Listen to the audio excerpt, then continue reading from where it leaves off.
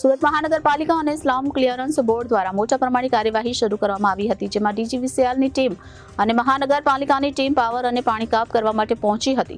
મોટી સંખ્યામાં લોકો રસ્તા પર આનો વિરોધ કરી રહ્યા હતા. તે સમયે એક ઘટના બની હતી, જેમાં મકાનના ગેલેરીમાંથી લોકો બહાર ઊભા હતા અને અચાનક ગેલેરીનો ભાગ ધરાશાયી થયો હતો. સદનસીબે કોઈને ગંભીર ઈજા ન થતા તમામનો જીવ બચ્યો હતો.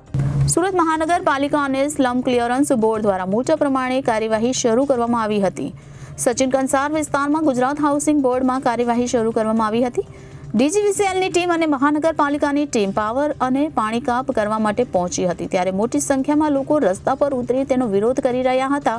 તે સમયે એક ઘટના બની હતી, જેમાં મકાનની ગેલેરીમાંથી લોકો બહાર ઊભા હતા અને અચાનક ગેલેરીનો ભાગ ધરાશાયી થયો હતો.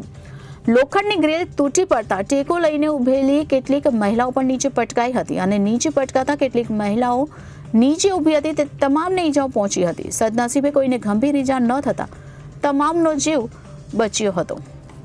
સચિન વિસ્તારમાં જે સ્લમ બોર્ડ આવેલું છે, જેને જર્જરિત છે, જે અત્યારે ચોમાસાની સિઝનમાં અને બીજી કોઈ અનિચ્છનીય દુર્ઘટના ન બને એના માટે ગુજરાત હાઉસિંગ બોર્ડના અંડરમાં આવે છે અને ડિમોલિશની કાર્યવાહી આગળ વધારવાની હોય ગઈકાલે એ બાબતે આજે વિવિધ એજન્સી જેમ કે ગુજરાત ઇલેક્ટ્રિસિટી બોર્ડ, ડીજીવીસીએલના કર્મચારીઓ ત્યાં આગળ આનુષંગિક કાર્યવાહી કરવા ગયા હતા.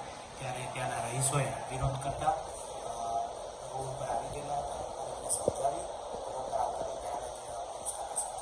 એમને બોલાવી એમને આ હાઉસિંગ બોર્ડના પ્રાંગણમાં એક સમજની મિટિંગ કરી અને સમજ કરી છે અને ઊભી કરી ગયા છે. એ લોકોનો વિરોધ શાનો હતો? એમનો વિરોધ એ હતો કે જે આ જર્જરિત મકાન છે એ ડિમોલિશ કરવાના છે, કારણ કે એનાથી કોઈ પણ દુર્ઘટના બની શકે. તંત્રનું એ કહેવું હતું, પરંતુ એમનો વિરોધ હતો કે અમને કોઈક અમે ક્યાં જઈએ કે અમારા માટે બીજી કોઈ શું છે વ્યવસ્થા, એ બાબતે એમનો પ્રશ્ન. પોલીસ તરીકે એમને સમજાયા હતા અને સમજી પણ ગયા હતા અને તુરંત ક્લિયર થઈ ગયું હતું. જી પણ એ લોકોનો અમુક માંગણી એવી છે કે અમે લોકોને જો ખાલી કરાવે તો સરકાર કે પ્રશાસન સુરત મહાનગરપાલિકા કોઈ પણ ખાતા સરકારી ખાતું અમને રહેવા માટે સગવડ આપે કે અમને ભાડું આપે એના માટે આપણા એ અમારા પરિવારની બહારનો પ્રશ્ન છે, એટલે આપણે જે તે સંબંધિત ખાતાને પૂછો વધારે યોગ્ય ગણાશે.